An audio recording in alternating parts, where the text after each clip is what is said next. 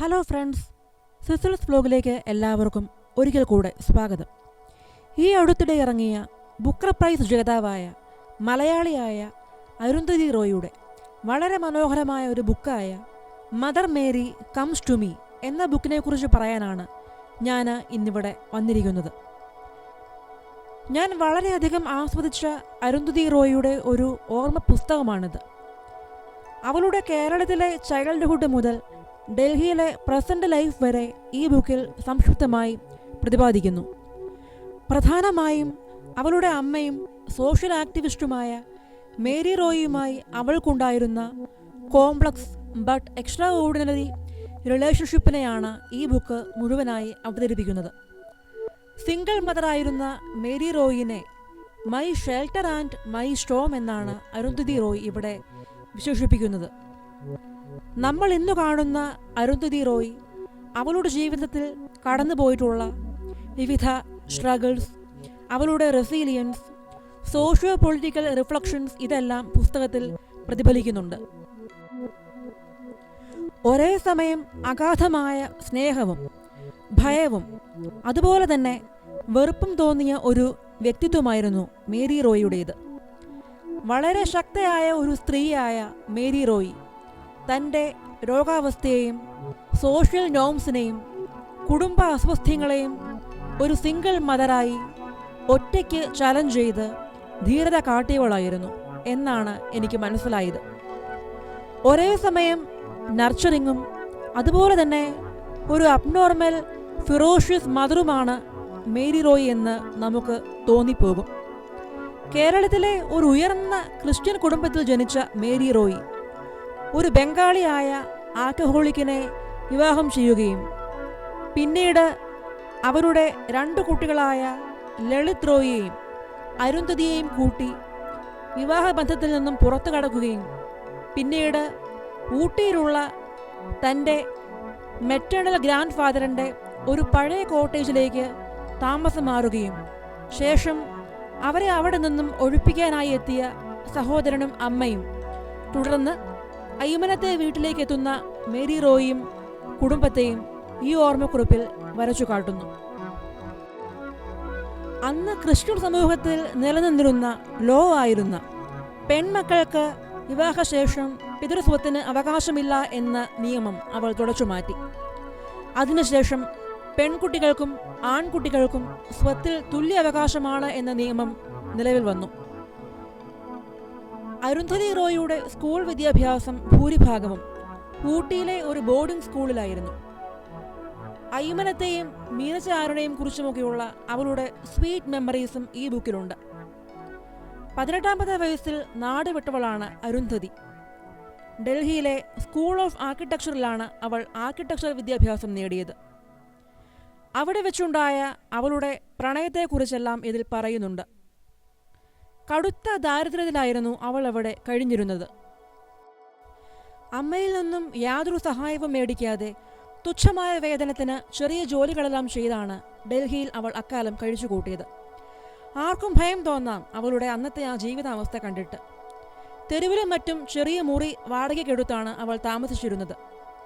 Very hard life for A woman like her. ഒരു visionary ആയിരുന്ന Mary Roy അതിനൊക്കെ മുൻപ് തന്നെ അവരുടെ സ്വപ്നമായ പള്ളിക്കൂടം സ്കൂൾ കോട്ടയം നഗരിയിൽ ആരംഭിച്ചിരുന്നു. അത് ഇന്ന് കാണുന്ന പ്രൗഢിയിലല്ല, മറിച്ച് ഒരു ക്ലബ്ബ് പ്രവർത്തിച്ചിരുന്ന കെട്ടിടത്തിലെ കുറച്ച് മുറികൾ വാടകയ്ക്കെടുത്തുകൊണ്ടാണ് ആ സംരംഭത്തിൻ്റെ തുടക്കം. മേരി റോയും അവിടെ തന്നെയായിരുന്നു താമസം. അവരുടെ നേതൃത്വത്തിൽ ആ സ്കൂൾ വളരെയധികം ഉയരങ്ങളിൽ എത്തി. അനേകം വിദ്യാർത്ഥികൾ അവരുടെ സ്ഥാപനത്തിൽ നിന്നും വിദ്യാഭ്യാസം നേടി. കുട്ടികളുടെ സമഗ്ര വളർച്ചയ്ക്ക് വേണ്ടിയുള്ള പഠന രീതിയാണ് അവിടെ നിലനിന്നിരുന്നത്. കലാകായിക രംഗങ്ങളിൽ കുട്ടികൾക്ക് കൂടുതൽ പ്രചോദനം നൽകി. സ്കൂൾ വളർന്നപ്പോൾ ഒരു പുതിയ കെട്ടിടത്തിലേക്ക് അതിനെ പറിച്ചു നടുവാൻ മേരി റോയ് ശ്രമിച്ചു. അതിൻ്റെ ഭാഗമായി അക്കാലത്തെ പ്രശസ്ത ആർക്കിടെക്റ്റായിരുന്ന ലാറി ബേക്കറുമായി സഹകരിച്ച് നൂതനവും മനോഹരവുമായ ഒരു വിദ്യാലയ സമുച്ചയം അവർ പണിതുയർത്തി. പള്ളിക്കൂടം സ്കൂൾ ഇന്നും കോട്ടയംകാരുടെ യശസ്സുയർത്തുന്ന ഒരു സ്ഥാപനമായി നിലകൊള്ളുന്നു. 3 വയസ്സ് മുതൽക്ക് തന്നെ തന്നെ ഇംഗ്ലീഷിൽ തൻ്റെ ചിന്തകൾ പേപ്പറിൽ കുറിച്ചിടുവാൻ അവളുടെ അമ്മ അവളെ പ്രേരിപ്പിച്ചിരുന്നതായി അവൾ പറയുന്നുണ്ട്. ആ പരിശീലനമാണ് പിന്നീട് ബുക്കർ പ്രൈസ് വരെ നേടിയ ഒരു എഴുത്തുകാരിയായി തന്നെ മാറ്റിയത് എന്ന് അരുന്ധതി പറയുന്നു. സ്കൂളിൻ്റെ തുടക്കകാലത്ത് അവിടെ ഫോൺ കണക്ഷൻ എടുത്തപ്പോൾ കുട്ടിയായിരുന്ന അരുന്ധതി ആ ഫോൺ പ്രവർത്തിപ്പിക്കുവാൻ ശ്രമിച്ചു. ഇതുകണ്ട കോപിഷ്ഠയായ മേരി റോയ് അവളെ ഒരു ബിച്ച് എന്ന് വിളിച്ച് അധിക്ഷേപിച്ചതും അത് തന്നെ എത്രമാത്രം മാനസികമായി വേദനിപ്പിച്ചുവെന്നും അരുന്ധതി ഈ ബുക്കിൽ പറയുന്നുണ്ട്. തൻ്റെ സ്കൂളിലെ വിദ്യാർത്ഥികളെ ഒരമ്മയെപ്പോലെ കണ്ട് കൗമാരക്കാരുടെ വികാരവിചാരങ്ങളെ മനസ്സിലാക്കി അവർക്ക് വേണ്ട നിർദ്ദേശങ്ങളും ഉപദേശങ്ങളും കൊടുക്കുവാൻ മേരി റോയ്ക്ക് സാധിച്ചു. ബോർഡിംഗ് സ്കൂളിലെ വിദ്യാർത്ഥികൾക്ക് ക്ലീൻലിനെസ്സിനെ കുറിച്ചും അവരുടെ ബാത്തിങ് റിച്വൽസിനെ കുറിച്ചും മറ്റും ഒക്കെ അവർ ക്ലാസ് എടുത്തുകൊണ്ടേയിരുന്നു. വിദ്യാർത്ഥികളുടെ പ്രിയപ്പെട്ട ടീച്ചർ തന്നെയായിരുന്നു മേരി റോയ്. 2022 സെപ്റ്റംബറിൽ മരണമടഞ്ഞ അവരുടെ വിലാപയാത്രയ്ക്കെത്തിയ 10,000-കണക്കിന് സ്റ്റുഡൻസിനെ കണ്ടാൽ നമുക്കത് മനസ്സിലാകും. പക്ഷേ സ്വന്തം മക്കൾക്ക് ഒരമ്മയെന്ന നിലയിൽ മേരി റോയ് ഒരു പേടി സ്വപ്നം തന്നെയായിരുന്നു. അമ്മയുടെ സുഹൃത്തുക്കൾക്കിടയിൽ താൻ ഒരു ഇഡിയറ്റിനെ പോലെ പെരുമാറുമോ എന്ന ഭയം കൗമാരക്കാരിയായ അരുന്ധതി റോയ്ക്ക് ഉണ്ടായിരുന്നു. ഒരു സിംഗിൾ മദറായ അമ്മ അനുഭവിച്ച കഷ്ടതകൾ നേരിട്ടനുഭവിച്ച അരുന്ധതി റോയും ചേട്ടനും ജീവിതത്തിൽ ഉയർന്ന നിലയിൽ എത്തിച്ചേരണമെന്ന അഗാധമായ വാഞ്ചയുണ്ടായിരുന്നു. അതിലവർ വിജയിക്കുകയും ചെയ്തു. ലാറി ബേക്കർ അരുന്ധതിക്ക് എന്നും ഒരു പ്രചോദനമായിരുന്നു. അത് അവളെ ആർക്കിടെക്ചർ പഠിക്കുവാൻ ഡൽഹിയിലേക്ക് അയച്ചു. ആദ്യ പ്രണയവും വിവാഹവും പരാജയപ്പെട്ടപ്പോഴും അരുന്ധതി തളർന്നില്ല. പഠനത്തിന് ശേഷം ചെറിയ ചെറിയ ജോലികൾ ചെയ്തുകൊണ്ട് അവൾ എഴുതാനും സമയം കണ്ടെത്തി. പിന്നീട് സിനിമാ പ്രവർത്തകനായ പ്രദീപ് കൃഷ്ണനെ പരിചയപ്പെടുന്നതും അയാളുടെ സിനിമയിൽ അഭിനയിക്കുന്നതും തിരക്കഥ എഴുതുന്നതുമെല്ലാം അവളുടെ ജീവിതത്തിലെ നാഴികക്കല്ലുകളായി മാറി. നിരവധി സിനിമകളിൽ അവൾ അഭിനയിച്ചു. ഇംഗ്ലീഷ് ഭാഷയിലുണ്ടായിരുന്ന അവളുടെ അഗാധമായ വൈദഗ്ധ്യം അവളെ പലരിലേക്കും ആകർഷിച്ചു.